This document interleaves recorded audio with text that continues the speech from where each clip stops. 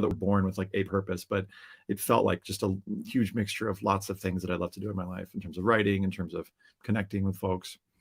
Anyway, started College Essay Guy, the blog, started sharing it around, presenting at conferences, and here we are, 8 years later or whatever, and this thing has grown. And the Match Letters thing has grown. That started 5 years ago, and I've been so grateful to work with you, Erica, and to expand that, and excited to share more about that later on. But that's some of me. Why I do this work is that I think that this can be a life-changing process for students, and I want more students to have access to these resources and great folks like you all who are on this call. So yeah, there we go. So hi to Alex in China, and hi Linda. I did go to Northwestern. So real quick, what are we going to do on this session? Here are the bullet points that were promised in the email, but they're tweaked slightly. We're going to do a group exercise. So we're going to dream and think big for just a few minutes together. And then we're going to share 9, but actually 39 concrete ways that you can increase college access this year.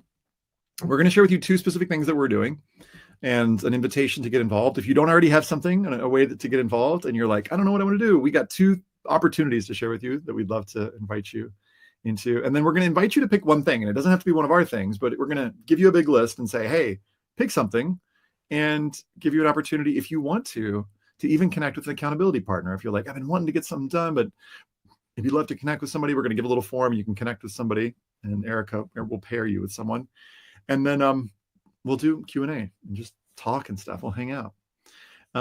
So here's the question for our Dream and Think Big time. So let's spend just a couple minutes, and I'm going to ask a big question. I'm putting in the chat box. What's one thing you'd like to see changed about college admissions?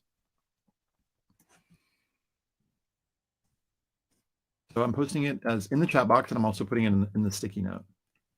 And not talk over you. We're actually going to do this weird thing where we're going to be radio silent for like a minute and a half so that folks can actually think about this. So you're not missing anything. So what's one thing you'd like to see changed about college admissions? Throw it in the chat box.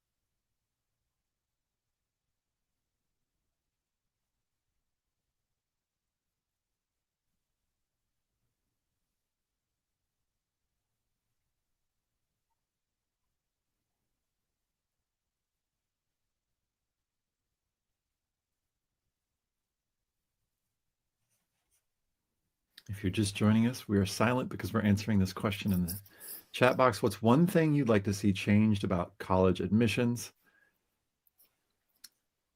Please share in the chat box.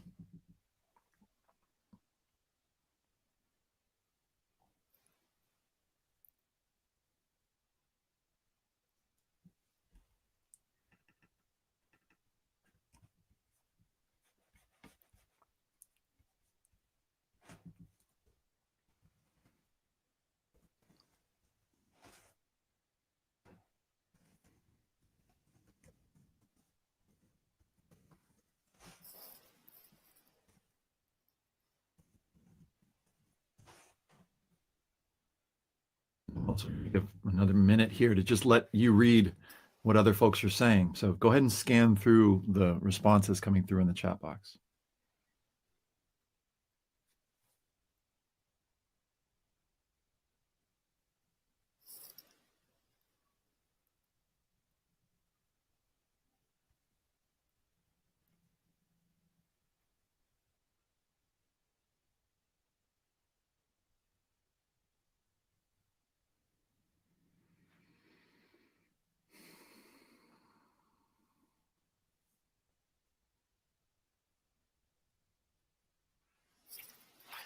Mhm.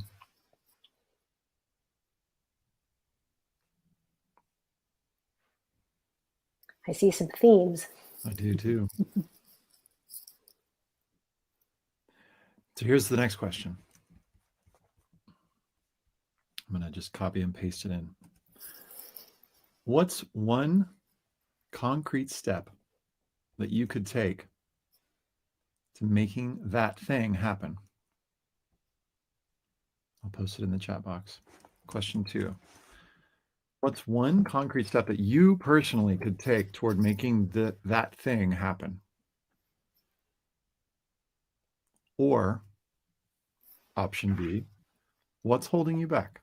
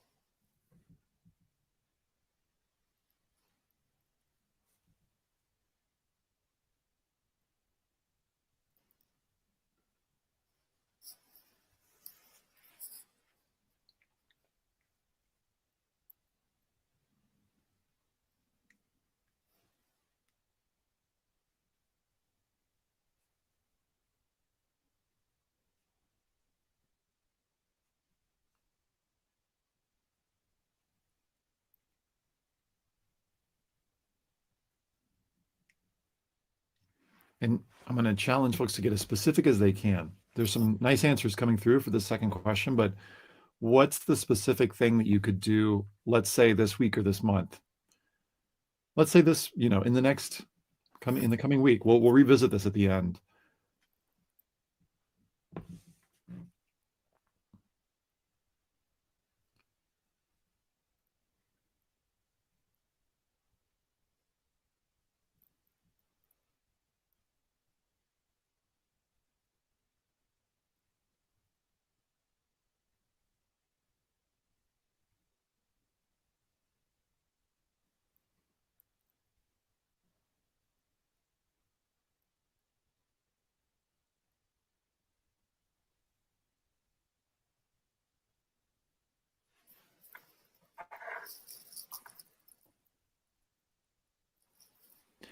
If you're just joining us, the question we asked initially was, what's one thing you'd like to see changed about college admissions? And 2, what's one concrete step you could take toward making that happen?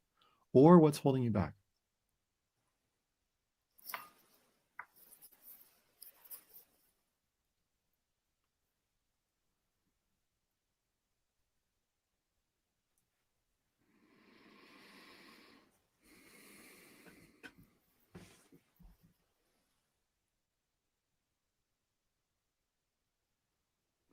And I imagine if you're like me, there are things that fall into the category of things I'm already doing and things I haven't done yet, but maybe could.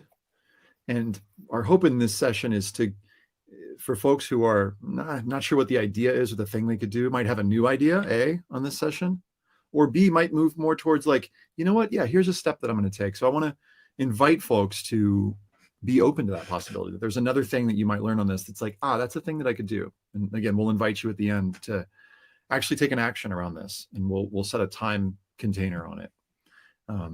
So, all right. So here's some things, some ideas. It's like I said, it's 9, but then we're going to share with you 30 more things that you could potentially do. And the first one is read and learn. And if you're on, this is we're probably preaching to the choir here. If you've signed up for this webinar, you're probably already doing some of this work, but we want to share with you some resources. And thanks, Erica, for posting these in. Absolutely. So the first, list of resources, you may have seen this, and if you're on our email list, you've seen it. And if you wouldn't mind sharing these resources as we go, Erica, too. And what I'll do is we'll share all these out, following up. So don't feel like you have to copy and paste these. Don't worry, they're coming. But this list of scaffolded anti-racist resources that was shared out widely. I'm just going to share my screen for a few minutes so you can kind of see some of these. But here we go. Application window. Here we go. So this is a big list of just awesome resources and activities. I mean, it's got lists of podcasts, videos, etc. So much stuff. And part of this is like beginning with the inner work. So yes, we could go and externally start doing things, and those are good things to do. And sometimes we learn things about ourselves by doing those things, but just beginning from what do I not know yet? What do I not see? This is a huge, awesome list. Adding to this, there are a couple other cool lists that you may not have seen. You may or may not be familiar with something called the 21-day anti-racist, or sorry, the 21-day racial equity challenge. Let's see if I just slide that in. Does that work? Yeah. So check this out. This one, I like this one. It's just looking at this feels even more like, and there are so many beautiful resources on this. Some of the ones from this that I've mentioned earlier this week that I've been into lately are Teaching to Thrive. Dr. Bettina Love has a neat podcast. I'm so inspired by Dr. Love's work. And then the other one, Do the Work. This podcast, Brandon Kyle Goodman puts people in the room together who are needing to have, or maybe not having, a conversation about race, and it has them do the work of having the conversation. It's nice. It's thought-provoking. It's more than nice. That's a filler because I was transitioning to my next slide. It's a thought-provoking, really good one. If folks have other things that have been inspiring you, that you've been reading, learning, watching, throw them in the chat box right now. Devin, thank you, Devin, for being here. As folks share resources and links, will you just collect those and we'll share those out at the end. There's a course that I want to put y'all onto that is put out by the Institute for Anti-Racist Education. If you're on our list, you maybe met Ashley Lipscomb through the workshop that she did with us recently. But there's a course. It's called. It's great. It's totally doable. It's in terms of like time commitment. Here are some of the modules. I'm an anti-racist. Now what? Resisting white saviorship, saving ourselves to heal us all. And I'll just read this. Reframes anti-racism work for white people from helping Black and brown people to understanding this work as co-liberation. What are you willing to give up for equity to be on the table? These are, 10 to 20 minute modules. I worked through it in a few days, and then it's got some accountability stuff on the end of it. So strongly recommend it. And it's offered at Pay What You Can, and it goes for a really good cause. This is, the work that Ashley and Brittany are doing at the Institute is just awesome. So, there's another option. Happening right now, some of you may know about this, is the Equity Summit. It runs through today. I'll just share that as well. That also is, again, really affordable. I think it's $30 to register for it. This is to strengthen historically underserved communities through expert speakers, effective programs and practices. And this covers a wide range, from, the executive director of the ACLU in Louisiana to folks who are, working in colleges and education, to folks who are philanthropists and philanthropy advisors. So just an awesome group of folks, covering a wide range of stuff. So that's, those are 3 huge lists. And again, we'll share those out, of things. And I highly recommend the 21-day challenge because that feels doable. It's like you just go to the list, grab something, and you're off. The second thing to do, and this is where you're getting the shout out, Nola, is the idea number 2, rather, is to volunteer with an organization that's already doing great work. So, we don't need to necessarily reinvent the wheel here. There are so many awesome organizations. So I'm going to reshare my screen here. And again, Erica, thanks for putting this in the chat box. There's so many organizations, and you'll have heard of many of these. Some of these you may not have heard of. Nola put this together for HECA, the Equity and Access Opportunities Database. And I'm going to just scroll through here. And so you can see, you've probably heard of Scholar Match and Strive for College, or I'm First. Matchlighters is on here. There are so many. iMentor. There might be some folks from these organizations on this call right now. Minds Matter. Chicago Scholars is awesome. So Breakthrough. There's so many Breakthrough, branches all over the country. But if you're interested in just volunteering, there's probably an organization around you. This might give you some new ideas of folks to reach out to.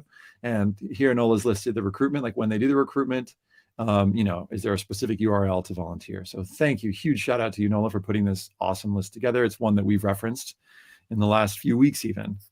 So big thanks for that. So that's another one, right? And that may be an obvious one, but hey, there's no excuse, right? Here are the links. I could sign up and, try and reach out to those folks right now.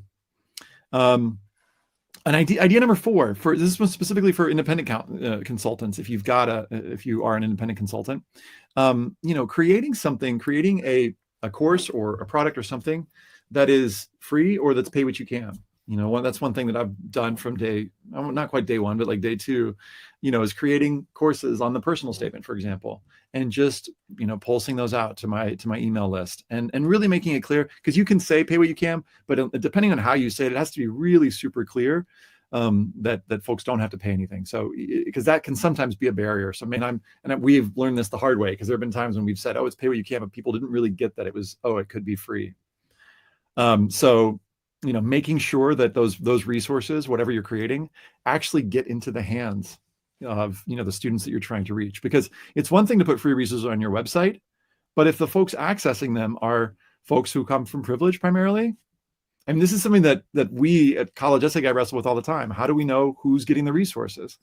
So part of that has been creating resources, specifically, and this is kind of looping into idea number 5, but could you create resources that are specifically geared toward particular populations? And if you can't create them or don't want to create them yourselves, or don't have time to create them, could you sponsor the creation of those?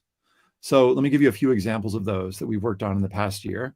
Let me just reshare my screen. So and while Ethan's doing that, I just want to say there's lots of questions about, are you going to share all these resources? We will definitely, at the close of this, make sure you have links to all of this. So don't worry about that. Yeah, that's the question that always comes up. Even when we say it, we're going to send this out. It's like, are you going to send this out? We will send this out.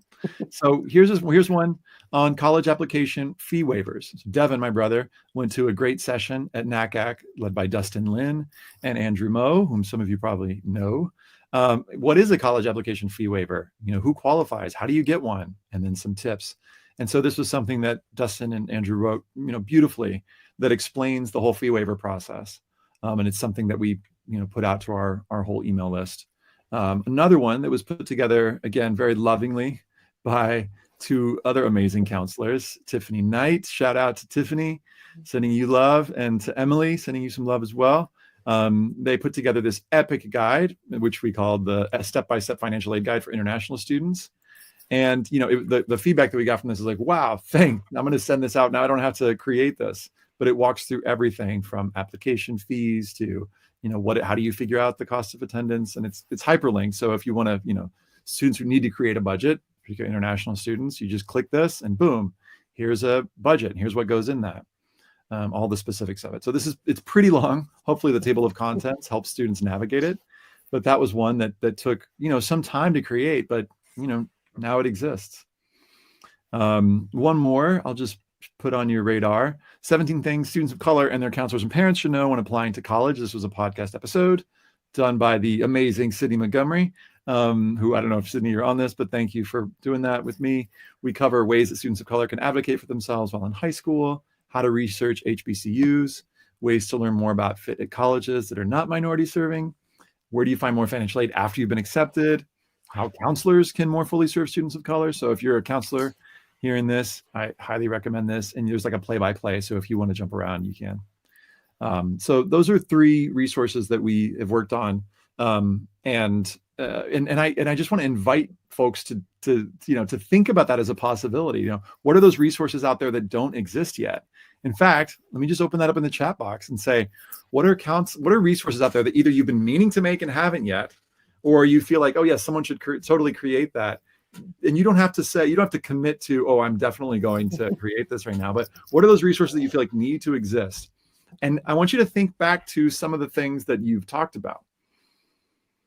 So think about some of the changes that you'd like to see. What are some resources that could be created? Because even if you're not going to create it, it could be that someone else on this is going to, someone else on this call could be like, I would create that, and raise a hand. Maybe we get a little creative here together. Maybe we find some potential collaborations. So just again, to re-ask the question, what are some resources out there that you feel like should exist in the world? Sydney's getting some love in the chat box. I have to tell her.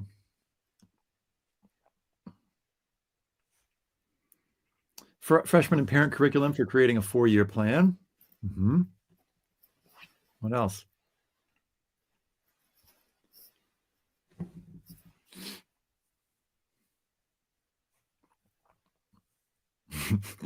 Folks are like, that's why we're here. Okay, here we go. Helping students understand. There we go. Now they're coming in. There's a 15-second delay, by the way. helping students understand major to career connection, meeting students where they are, helping them to get their questions the best answers. Easy guide to financial aid in the new world, the new FAFSA. Easier tools to find best fit colleges. There's so many, but none are that easy. Translations of existing guides into other languages. A list of all schools that accept NACAC fee waivers or other. By the way, if anybody hears of like, oh, that already exists, you can post a link to it in the chat box. How low-income students can access financial, computer, housing, and other resources. Yeah, there's something called the being poor at, what is it called? God, I did the podcast with the girl from Michigan. I'm trying to.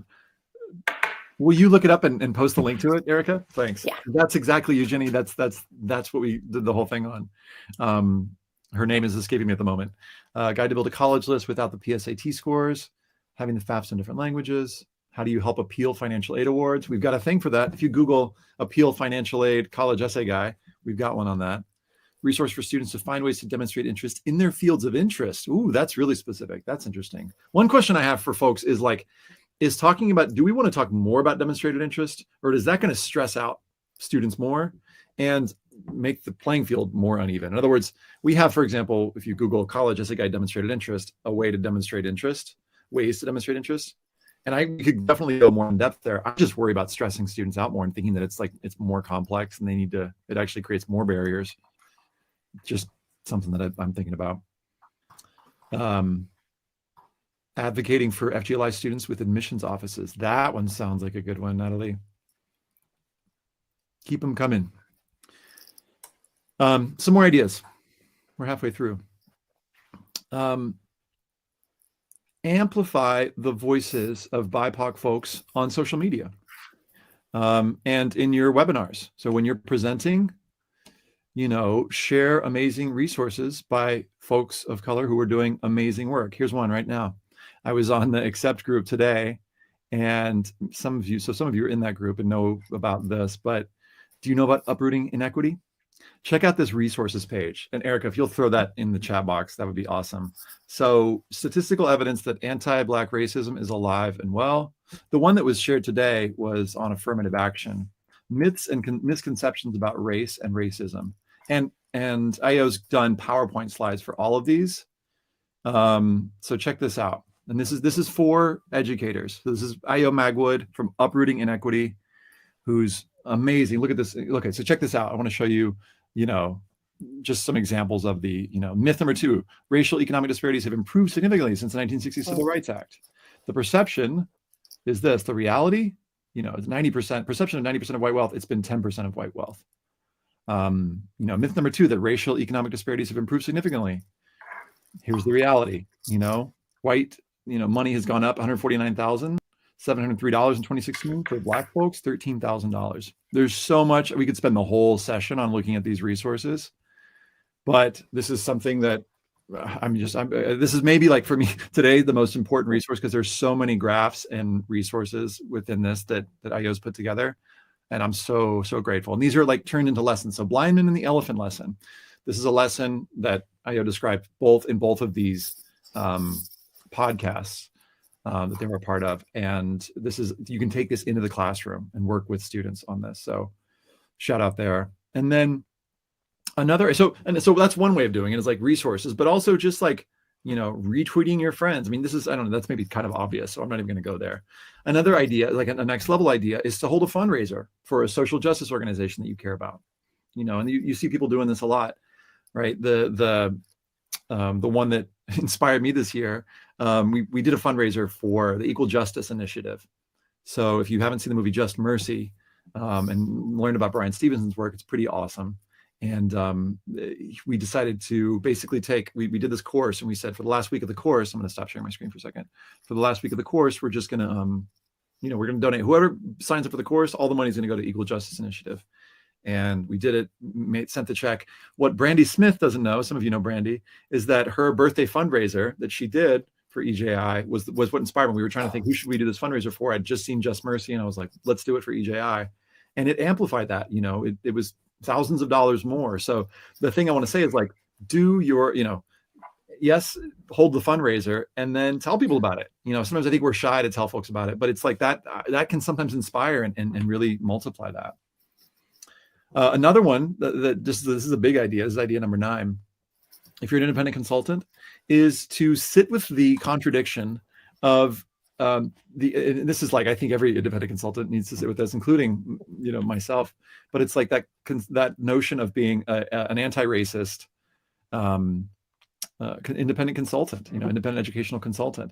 One idea is to consider transitioning to a one-to-one counseling model, which is to say, for every paying client that comes in, work with the student pro bono. And you might think, well, that's really hard to do, Ethan.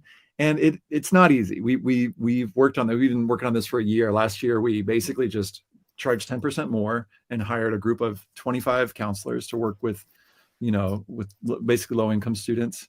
And we worked with about 120 students. And it was pretty rad. I mean, we're still waiting to find out what the results were, but we had this, we called our scholars coaches team.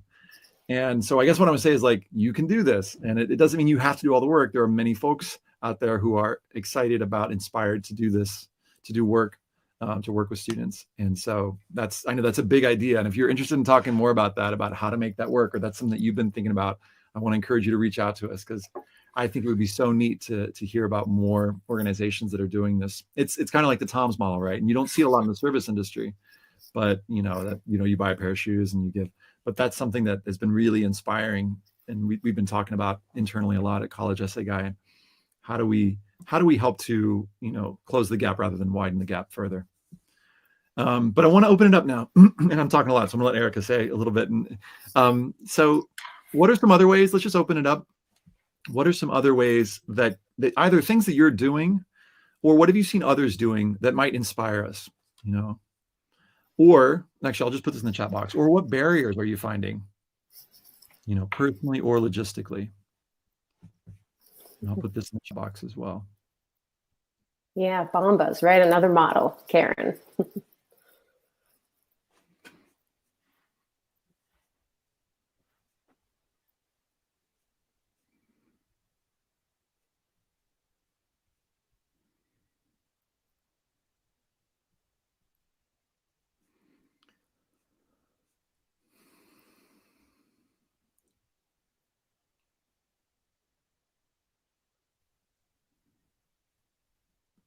I'm just scrolling, I'm catching up on the chat.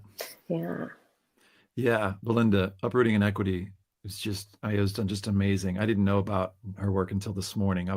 My daughter was still sleeping, and I was lying in bed because I'd fallen asleep next to her, and I was scrolling through my phone, and I was like, what? Yeah, I found it right before Belinda, we chatted this morning.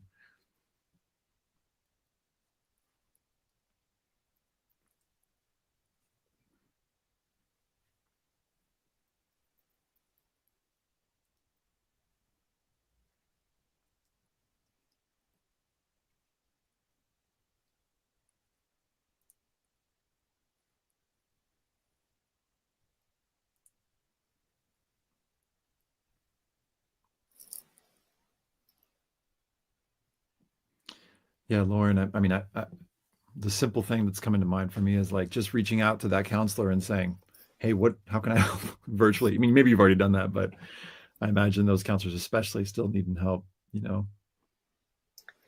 Kate, that's amazing. You require FAFSA completion for the students to go to prom. That's genius.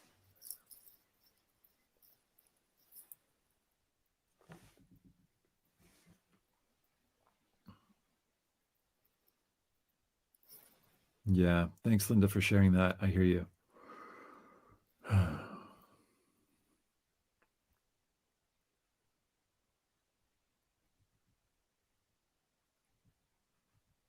Students are zoomed out. Yeah. We're involving more of our alumni to advise our current scholars during their summer before applying to college.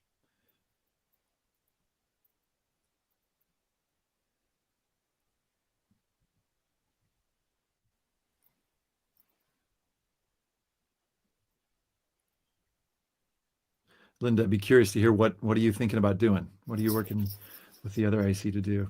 And Marissa, I'd be curious to hear from you. When you say how to expand services at CBO without removing time with CBO students, what does that mean? I'm just curious. Does that mean, like, what might that look like? Webinars? Is it I mean, it's sometimes hard, right, to get students on a webinar. Oh, the Zoom fatigue is real, isn't it? I see just comment after comment about that. And if we're feeling that, how are our kids feeling, right? Yeah.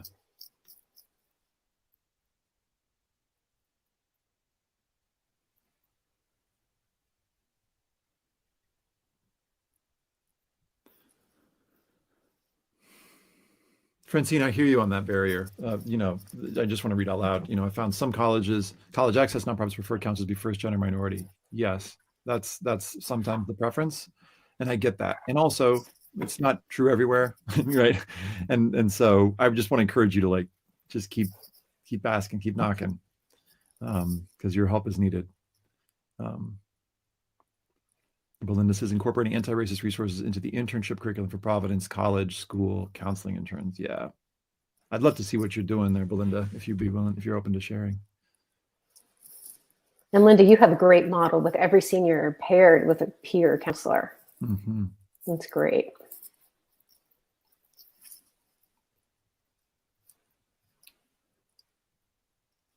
College Match LA on Instagram. Lots of good ideas. Cool. Yeah, picking up the pieces after Zoom, Peggy says.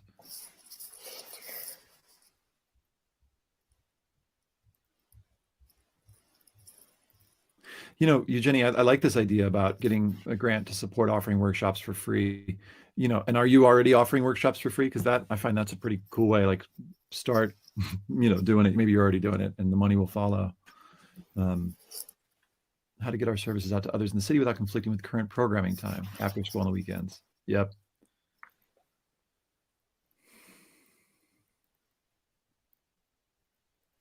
Chris, so you say sometimes you feel overwhelmed because you're the only counselor at your school, academic, college, IB, so it's a lot. Would you be open to having someone offer, for example, essay support? That's something that we'll talk about in a little bit, but I'd be curious if you would be willing to have somebody, you know, for example, who's been trained, who's gone through like my essay training programs, be willing to offer support in terms of essays. Let me know. Let us know.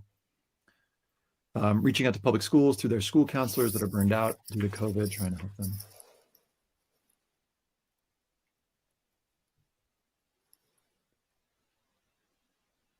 Yeah, presenting to parents.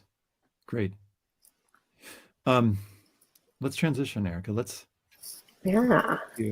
So we wanted to tell you a little bit about what's currently in the works with CEG for this year. So one big piece that we're working on is resources. And so we've been talking and learning from our partner schools and CBOs that we've been working with over the last year to try to understand, like we asked earlier, what resources are missing? You know, what do we feel like students could really use and counselors could use but don't have? So to that end, we're working on a few different pieces. Lauren Fletcher, who some of you know, one of our colleagues in LA, she is helping us to develop a guide to approaching and working through the EOP application questions. Because, you know, you have to tackle those a little bit differently than the way you do the Common App or the UCs. So that's going to be really valuable for a lot of our students that we work with and their counselors. We're also trying to tackle undermatching, right? We know that so many students shy away from applying to a certain set of schools because they don't see themselves as being competitive for those schools, the barriers of the supplemental essays and the other hoops to jump through. So we're really kind of digging in and thinking about ways to encourage students to really reach, to apply to a broader range of schools where they're certainly eligible.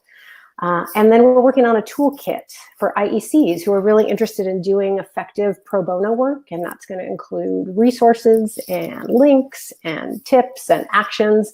So we're excited to be debuting that in the coming months. So that's one piece is resources. Another piece is building community. So we're doing that in two ways. One is with our Matchlighters students. I'm starting to design cohorts of students who will be attending the same schools in the fall. Where possible, I'm going to be pairing that cohort with a Matchlighters alum who's currently a student on that campus. And now we've been around long enough where we might actually have a couple of graduates from those institutions to add into the mix too. So really to help try to support these students as they make this transition, which is often really challenging, to this next step in their education.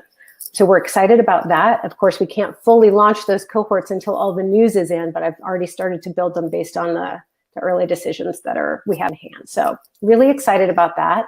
And then interestingly, over the last year, we really saw the power of community amongst our counselors.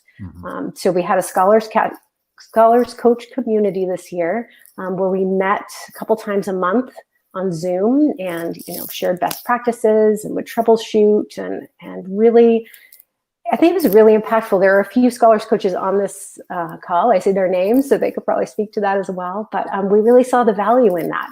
And so I'm going to build that into our Matchlighters program for the volunteer counselors. It will be optional, but you will have the opportunity to connect in small groups with counselors who are also working with Matchlighters students to build your own communities and to share resources and ideas.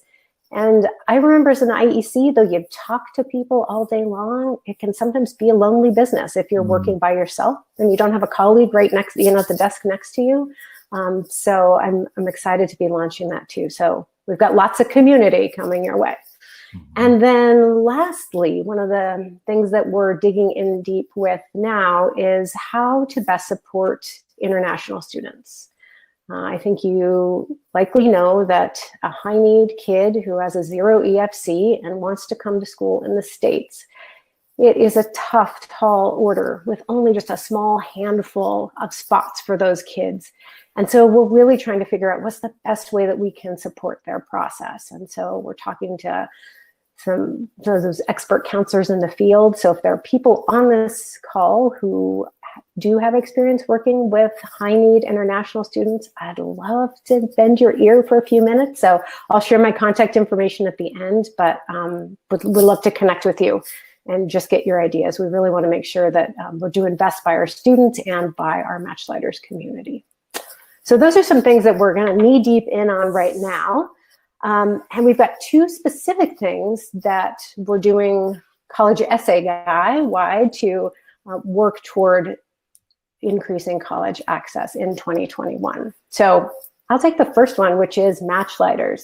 We are gearing up for our 2021 cycle, which is going to open sometime between March 1st and March 15th. And so it's always an exciting time, revising some materials, making the onboarding process a little bit more robust this year, both for students and counselors.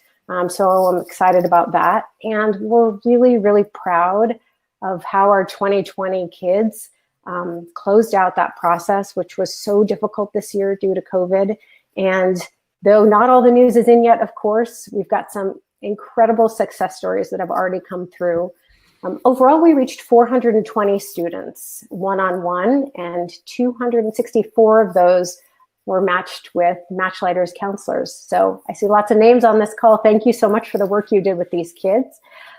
We had a record-breaking number of applications this year, not surprising due to COVID, but also a record-breaking number of counselors who wanted to donate their time and energy. So that was just hugely impressive given all that everyone is dealing with COVID, especially those working as educators in the school setting. We had 16 QuestBridge matches this year, which was an all-time high for us. Early decision and early action results were hugely positive this year. We have students committed to over 20 schools that really span from Brown and Columbia to UT, Fordham and Grinnell, a great list of schools. Lots of presidential scholarships, invitations to honors colleges. It's really been exciting. And most of the news is still to come. So we're going to be pretty excited right around March to hear the news. Sort of the last piece that really is interesting, and it's similar to a couple of the notes that we saw in the chat today, is we launched an ambassador program this year where we trained 26 college students or students currently on a gap year. And then we paired them each with a Matchlighters scholar to guide them through the essay writing process. And it's been wonderful to see the impact that peer mentorship can have. And so this was a pilot program. We weren't sure how it was going to work, but it's been a great success. And so we're going to continue that in 2021 and hopefully double the number of college students. So hopefully we'll have a cohort of about 50. And a shout out to Peggy, because I know you helped to spread the word, and we got one of your wonderful students as an ambassador this year, and she's fabulous. So saw your name there. So that's a little bit about what's happening on the Matchlighters front. And Ethan, you want to tell them about our other initiative? Yeah, I'm curious. Well, before we get to that, I'm just curious. I'm just going to publish a quick poll. I'm curious what percentage of the folks on this call are currently MatchLetters counselors? Because I didn't know if we had like 90% of the folks in the room are like already MatchLetters counselors. So, okay, it's about 20%. So like 1 in 5-ish folks are already MatchLetters folks. Well, I see an opportunity maybe then. This is my shout out. If it sounds interesting, if you'd like to know more, if you have, 6 or 8 hours sometime in 2021, spring, summer, or fall to work one-on-one with a student through their college search and or essay writing process, we'd love to know about it. So we'll drop the link in the chat to the application. Even if you think you're interested and you would just like to learn more, please go ahead and fill out the application and I'll reach back out to you. So don't feel like, you have to be 100% committed to fill that out, but we'd love to have you. It's a wonderful program and the kids are fabulous. We can also pair you with a former MatchLetters volunteer if you'd like to hear a little bit about their experience. Awesome. So the other thing that I want to talk to y'all about is like this notion of, actually, if you're on this call and you're a counselor who is works in a school and you have a big caseload, let's say medium to large caseload, and you oftentimes feel overwhelmed, will you just say, yes, that's me? Just kind of raise a hand. And actually, let me say this, let me add to that. And if you would be open to someone who has received training and who promises not to promote any of their services, you would be willing to have someone come in and, let's say, present an essay workshop, just let us know in the chat box. I wish we were here in person because folks could like raise their hands and stuff. But if that describes you, if you're like Linda, for example, said, I would be willing to have someone come in and do a workshop as long as they didn't promote services. So are there other Lindas? And Chris, you also said that you would love to potentially have someone come in. Like, how many folks are there like that on this call? I'd just be curious. So Jennifer's one, me. Do we have anybody else who that describes? who that describes? And then I have a large caseload for sure, says Kate. Okay, Chris, Linda. I imagine there are a few more folks. Claudia, Paige. Okay, great. So now, new question: how many folks have some extra time and are looking to volunteer, but you just haven't found the right opportunity to volunteer, and you would love to, for example, come in and, let's say, maybe give a workshop, on essays, or maybe you would love to help out with some Google Docs, reviews? Because I imagine if you've got 75 kids or 300 kids, you probably can't, help them with all their essay reviews. So now I'm curious to know, and I wish we could all raise our hands. Are you someone who has some time to give, who would be willing to give some support either through a workshop or through editing in Google Docs, And so maybe you could just say in the chat box, I'd love to support another counselor. Maybe just say I would love to support another counselor if that describes you. There's probably an easier way to do this with like polls and stuff, but I haven't quite figured out how to do it. And the reason so here we go. I'd love to volunteer. That's me. So this is our thought, is that we have in our community, meaning our counselor colleagues, folks who would love some more support and folks who would love to give some more support, but they're just like, I don't know how to find those folks. Well, guess what? We're all in the same room together right now. And if we had, and we'll probably do another, iteration of this webinar where we'll do like kind of a matching. But what I'd like to do is what we're kind of informally launching is what we're calling our counselor match program, which is basically going to pair someone who needs some support, who would love love a hand, with counselors who have gone through a training program and who Erica has, interviewed and vetted. And so I was going to say these are good people. I'm not going to say that, but these are counselors who have gone through a program. Because I think if I was a counselor, I'd be like, well, it depends on who I'm getting, right? And what their experiences are. So we're setting up this counselor match program, and we are interested in folks who could use some more support, and folks who would like to go through a process of kind of a training program to and I hope this doesn't feel like I'm talking down to anyone, because I don't want you to feel like many of the folks I'm talking to who we're asking to go through this training program are you have 30 years experience, and so this is not saying that you don't. But what the invitation is on this call is for folks who are interested, just right now, for folks who are interested in volunteering. We've got a little application, and Erica, maybe you could just throw it into the chat box for those folks. And the invitation is to go through my March and April counselor training program that is particular for you for working with medium to large caseloads, because I've got basically a course that I've developed that's specifically for working with large caseloads. And you would go through this course, and it meets Thursdays in March, so that we can come back to these other counselors who said, yes, I'd love some support. And we can say, hey, this group of counselors, this cohort of, I don't know, however many, 20 counselors, or maybe it's more, have gone through this training program. They have this sense of how this tool works, because I'm hoping that this tool is going to make it easier for both counselors to be able to work with more students. And then we're going to do kind of like a matchy thing. And it could be that Erica sort of goes, we'll do a form for folks and kind of match folks up. Or another idea that I had was, and Erica, this came to me like while you were talking a few minutes ago, was like, what if we just did a big Zoom call and we did kind of like a speed dating thing where folks could potentially meet each other and kind of interview and be like, yeah, and then we do a little swipe left, swipe right thing afterwards, and we can match people like that. So you get a chance to like meet a few different potential counselors. So anyway, just an idea. I'm trying to figure out ways to make this fun, but also to give you a chance to have some say over who you're, being paired with, because our goal here is to create more relationships, more collaborations. Where does this come from? I worked really closely with a counselor at a charter school in Lincoln Heights for 5 years, working with her students, and she was like, didn't love doing the essays. She was happy to have me lead workshops with students, and we developed a beautiful relationship. And the results from that collaboration were really awesome. She focused on college lists. I focused on the essays. She still looked at the essays, but it was a really wonderful thing, and it created a great, 1-2, team. And so I believe more collaborations like this are possible. We just really need to like organize it. And so one of our goals this year is to organize this. We're calling it again the sort of counselor match program. So we've got Matchlighters, which will continue, which is a 1-to-1 student to counselor.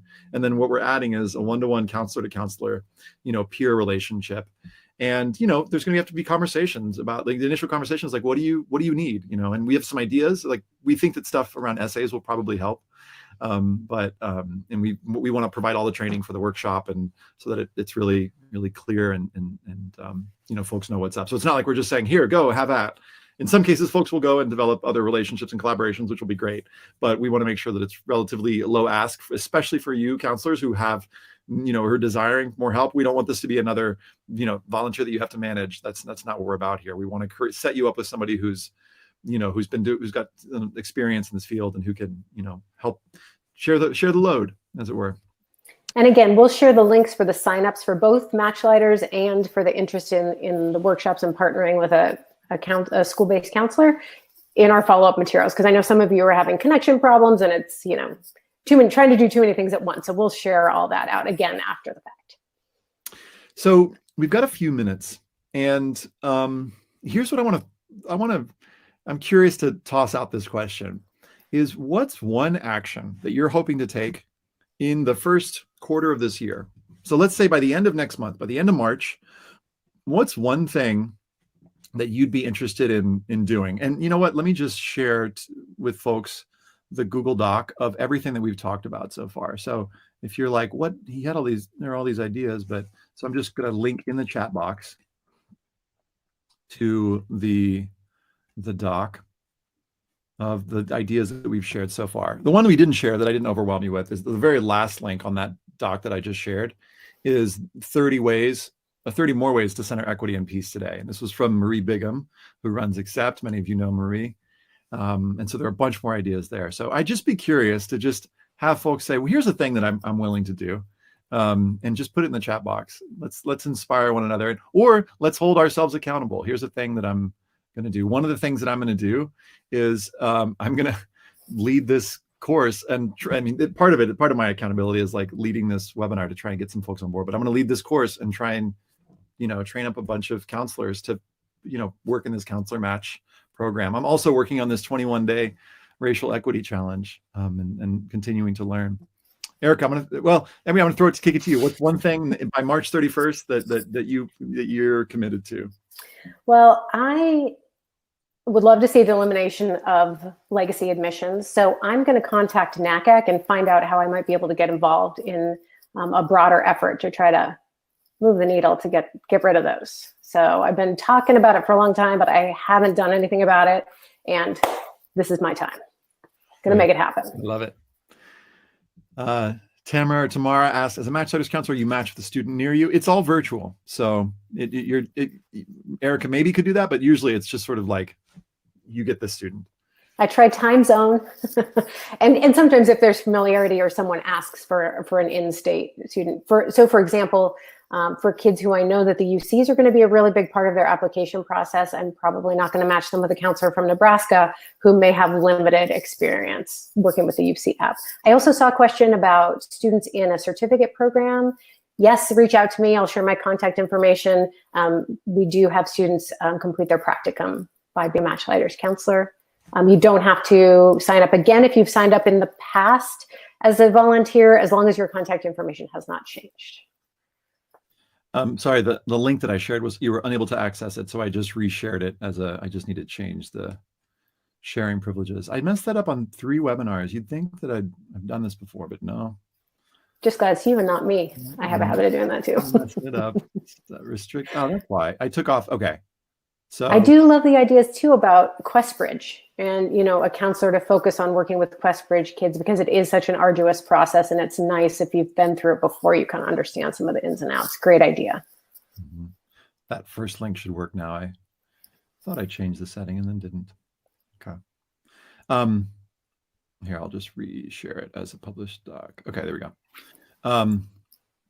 So what else? Let's see. I'd love to get new students started as early as possible for next application season. Great. Volunteered for the Point Foundation in the past. Would like to do that again this year. Awesome.